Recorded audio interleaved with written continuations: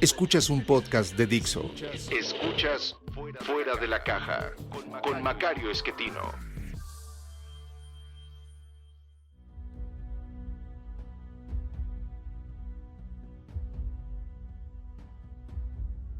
Bienvenidos, esto es Fuera de la Caja.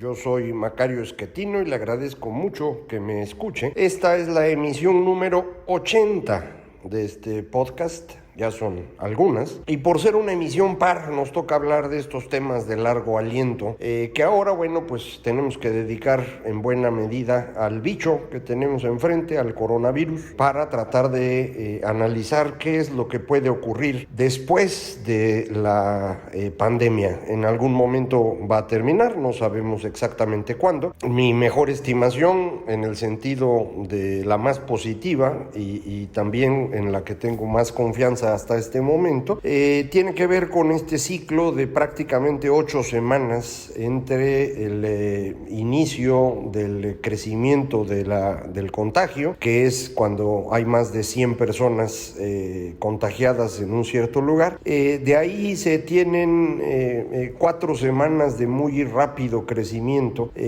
a partir de lo cual se tienen probablemente 4 semanas en las cuales se va reduciendo la aparición de nuevos casos. Esto requiere que en las semanas 3 y 4 ocurra este distanciamiento social estricto, que puede incluso interpretarse como cuarentena. Esto es más o menos lo que ocurrió en Italia y España. En Italia ya empiezan a tener un poco menos casos por día, y bueno, esperamos que efectivamente en 4 semanas más esto se haya controlado en ese país, y esto ya significaría pues prácticamente una semana siguiente a semana de Pascua, o sea, falta un rato pues. En México no le puedo decir con certeza porque no se están aplicando suficientes pruebas como para tener una idea correcta de lo que está ocurriendo. El gobierno está tomando decisiones a ciegas, esencialmente basados en la fe, pero pues eso es aparentemente lo que mueve al gobierno mexicano, la fe y las estampitas. Pero nos interesa pensar qué es lo que va a ocurrir después. Y frente a esto, me parece el primer paso es entender la diferente manera como se enfrentó la crisis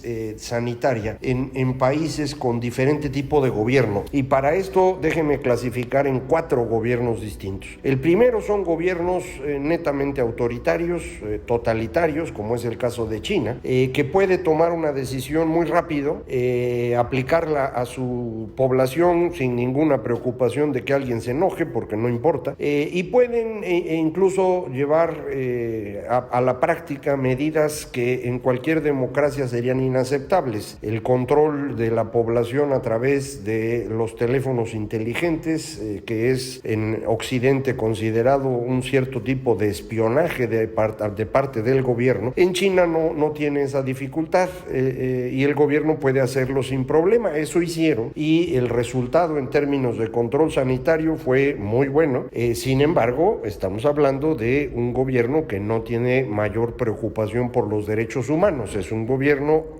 autoritario, totalitario de hecho. Hay un segundo grupo de países que son democracias asiáticas que no se parecen mucho a las democracias liberales.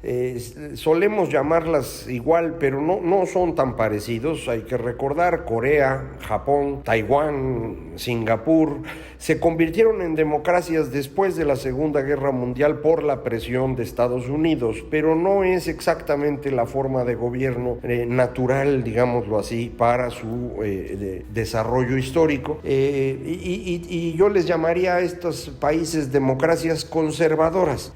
Son indudablemente democracias, pero no tienen algunos otros elementos que en Occidente son pues determinantes. En estos gobiernos de democracias conservadoras se aplicaron medidas bastante estrictas sin llegar al espionaje de los chinos, pero sí con control bastante adecuado tanto de los vuelos como como del distanciamiento social, una disciplina de la población bastante importante, y sigue siendo muy llamativo el caso en Corea de una persona que aprovechó que no había esta restricción autoritaria para llevar a cabo varias reuniones que provocaron un brote bastante serio, y esta persona, una señora, según entiendo, es conocida como el paciente 31, que, bueno, aprovecha que no hay restricciones absolutas para contaminar a otras personas, porque esto iba en la lógica de su creencia religiosa. Una cosa rara, pero bueno, así es como ocurre. Hay un tercer grupo que son las democracias liberales. De estas ya hay poquitas, ¿no? Puede uno pensar en Francia, en Alemania, en algunos de los países del norte de Europa, en donde se trató desde el principio de equilibrar las medidas de restricción sanitaria con medidas de compensación económica, porque cualquier cuarentena o distanciamiento social va a provocar una caída de la economía que puede resultar muy grave para personas que viven de los servicios de contacto directo, el turismo, los restaurantes, las peluquerías, cine, teatro, etcétera, que inmediatamente que hay esta cuarentena pues entran en actividad cero, y esto es un problema para los trabajadores que no perciben sus salarios y sus propinas, y para los dueños que tienen que seguir pagando renta, la inversión, etcétera. Entonces, los gobiernos han tratado de encontrar alguna solución que pasa, por ejemplo, por pagar parte del salario, suspender cobro de alquileres o pago de intereses durante unos meses, posponer o de plano suspender el pago de impuestos sobre la renta y de contribuciones de seguridad social. Entonces, han ido haciendo este equilibrio de las dos cosas que, bueno, no ha permitido controlar por completo la infección, pero se espera tenga un daño económico menor al que vamos a ver en otras partes, que es el cuarto grupo, que son los países populistas. Ahí tenemos a Italia, a España. Por un tiempo estuvo ahí Reino Unido, pero finalmente Boris Johnson entró en razón y se ha movido prácticamente al equipo de las democracias liberales, y ya hay cuarentena y hay medidas de compensación económica, etcétera. Y del otro lado del mundo pues tenemos países como México, Estados Unidos y Brasil, países populistas en los cuales los líderes menospreciaron muchísimo tiempo la aparición de la enfermedad, y esto permitió tanto en Italia como en España un crecimiento exponencial que les llevó finalmente prácticamente a la segunda semana de marzo a aplicar ya en serio la cuarentena, e insisto, parece que en Italia esto ya empieza a dar resultado. Están todavía en el pico de contagios, pero los últimos 3 días promedian un menor número de casos que los 3 días previos, entonces parecería que ya está dando vuelta, ojalá así sea. En España faltarían un par de días para que esto también se note. Estados Unidos tardó muchísimo en tomar decisiones porque el señor Trump no quería saber nada del problema. Suponía, con razón, que cualquier medida que tomara le iba a tener un impacto económico, y en un año electoral en donde su reelección depende esencialmente del comportamiento de la economía, no quería arriesgarse. Pospuso las decisiones, pero tarde o temprano la realidad los alcanza, y la situación empezó a ser controlada por gobernadores, especialmente en el estado de Washington, también Nueva York, finalmente California, y se ha ido extendiendo a otros estados de la Unión Americana, en donde los gobernadores deciden aplicar distanciamiento y cuarentena antes de que sea inmanejable la situación. Trump sigue totalmente en otro mundo, y de hecho ha anunciado ya que quiere que se recupere la economía y se vuelva a abrir todo para después de Semana Santa. Las cifras indican que esto no será posible, pero pues vamos a ver. Ya ve usted que el señor Trump no es una persona muy respetuosa ni de la ley, ni de lo que opinan los demás, ni de la ciencia. Entonces, a ver qué ocurre en aquel lugar. En México, le decía, Ni siquiera estamos midiendo. Hasta donde tengo entendido, llevamos un poco más de 3,000 pruebas, tal vez 3,200 aplicadas, y de ahí se han detectado más de 400 enfermos. Esto es medido por habitante, 10 veces menos de lo que ha aplicado Estados Unidos, 5 veces menos de lo que ha aplicado Colombia. Los datos los tomo de una tabla que ha desarrollado Valeria Moy. Con este nivel de medición es imposible saber en qué situación estamos en México. Se trató de evitar lo más posible reconocer que había contagios domésticos y se estuvo insistiendo que todos venían del exterior, hasta que la Organización Mundial de la Salud prácticamente obligó a México a moverse a la fase 2, es decir, a reconocer el contagio doméstico y por lo tanto aplicar ya en serio medidas de distanciamiento social. Lo que se ha hecho en México es una mezcolanza muy extraña. Por ejemplo, Educación Pública amplió las vacaciones a 4 semanas en lugar de las tradicionales 2 semanas, Semana Santa y Pascua, pero al anunciarlas como más vacaciones, la población no está cuidándose. Al observar que el presidente sigue visitando pueblos, saludando gente, besando niños, pues la población sigue pensando que no pasa nada, y entonces no hemos iniciado siquiera las medidas relevantes de distanciamiento. Cuando empiecen, calcúlele 6 semanas, y esas 6 semanas serán de actividad económica prácticamente nula en los servicios en México, y esto nos debe llevar a una contracción de la economía bastante importante.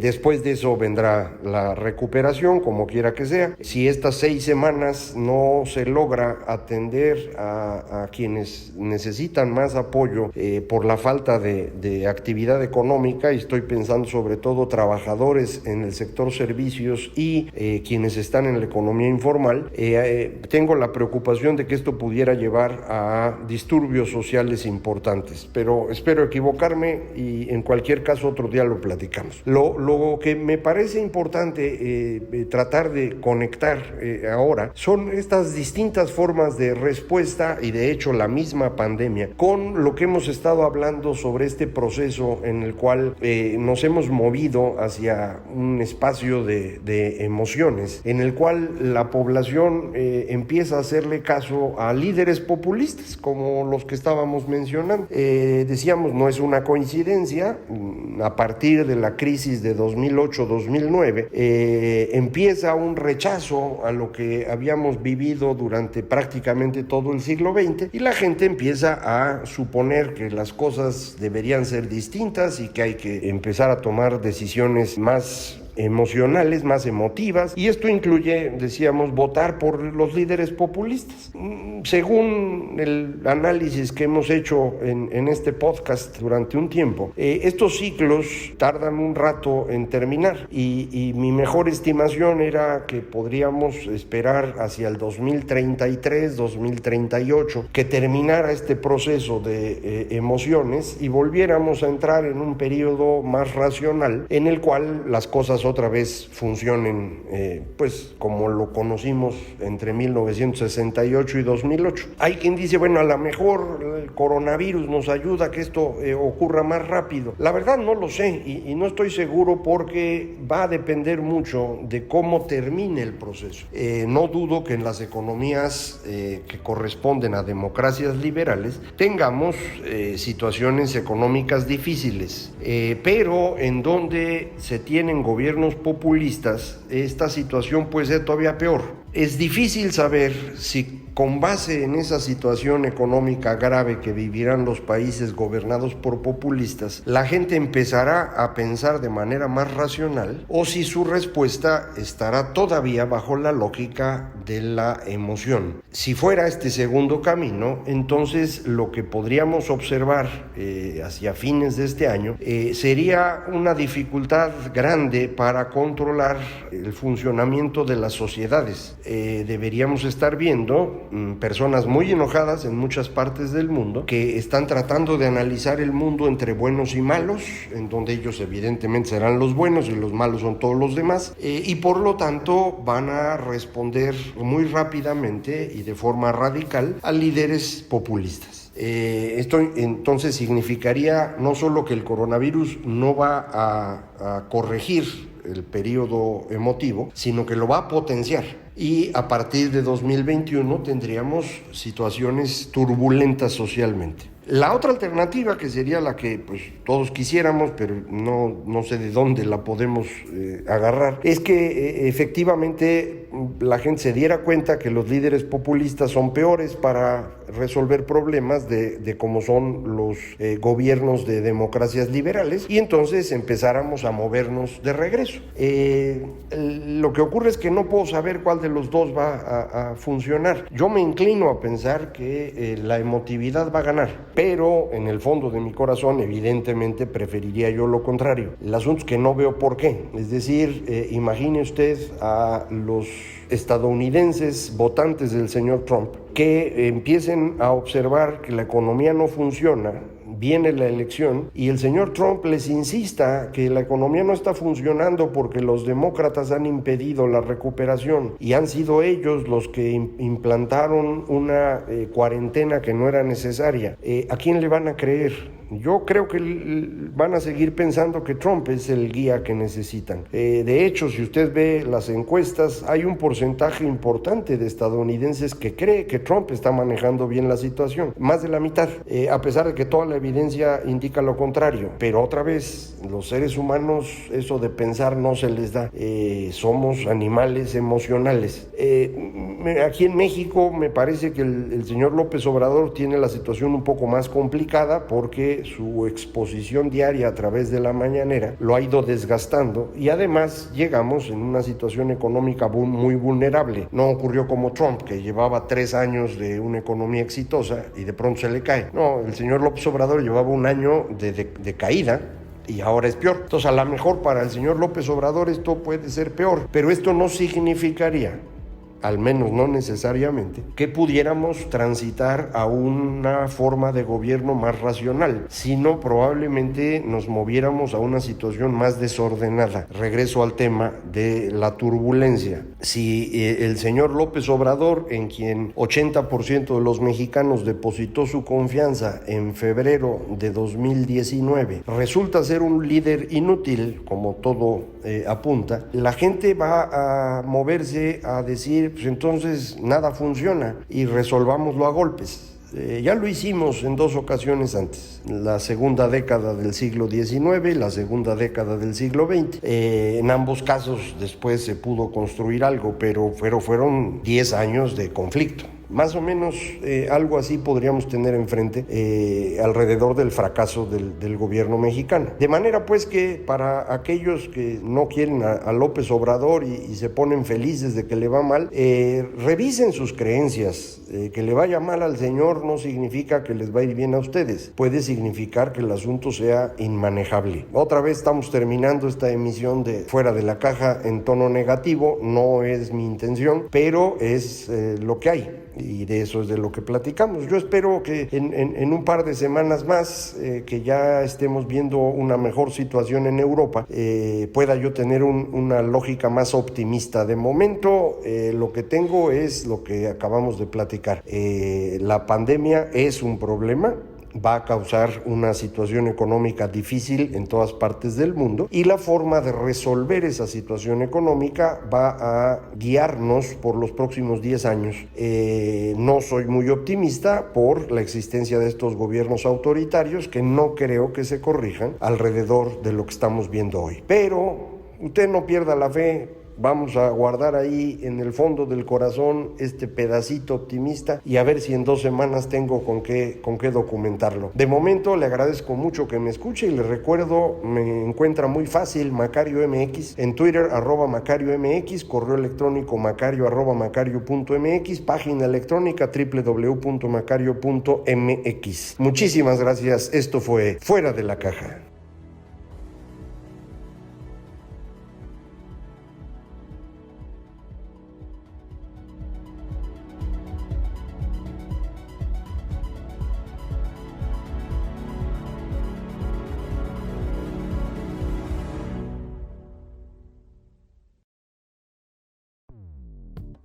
Dixo presentó Fuera de la Caja con Macario Esquetino.